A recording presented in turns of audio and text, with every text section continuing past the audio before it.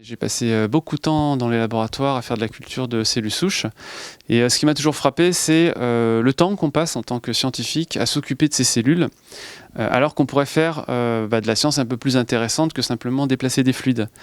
Et l'idée du Nestor est née pendant le Covid, où j'ai tracé les premiers plans d'une machine qui permettrait d'automatiser toutes ces tâches de routine. C11 a été créé en 2022 et en septembre 2025, on a sorti le Nestor, qui est la vision un peu du concept que j'avais dessiné pratiquement 5 ans avant. Quand on a voulu avancer avec le projet Nestor, avec les cofondateurs, on s'est dit qu'on voulait rentrer dans un incubateur pour suivre un parcours d'accompagnement.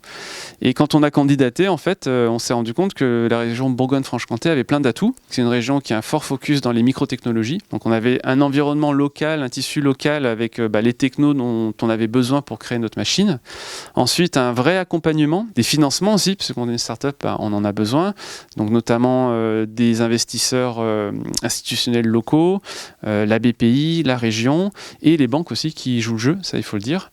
Et enfin, un dernier atout, c'est que c'est une région qui est assez centrale. Donc en quelques heures de train ou de voiture, on est à proximité de 3 grands centres biotech où on peut trouver nos premiers clients, ou en tout cas trouver nos premiers testeurs. C11 maintenant c'est 12 personnes. On a installé nos premiers clients pharma en novembre et en décembre. Et les perspectives pour nous, c'est au cours de l'année 26 de faire une levée d'extension pour soutenir notre réseau de distributeurs qui couvre maintenant toute l'Europe de l'Ouest. Et l'objectif à l'horizon 2027, c'est de faire une série A qui nous permettra d'exporter C11 en dehors de l'Europe, aux États-Unis et en Asie.